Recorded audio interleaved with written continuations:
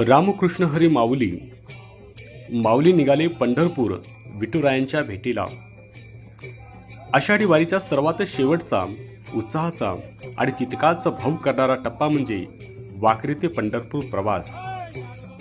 वाखरी येथे सर्व संतांच्या पालख्या एकत्र येतात आणि तिथून विठुरायांच्या भेटीसाठी पंढरपूरकडे कूच करतात। विठ्ठल भेटीची ओढ लागलेले लाखो वारकरी पायपीट विसरून कसे नाचत गाजत पंढरपुरात प्रवेश करतात यांचं दृश्य आम्ही या व्हिडिओमध्ये टिपलेलं आहे।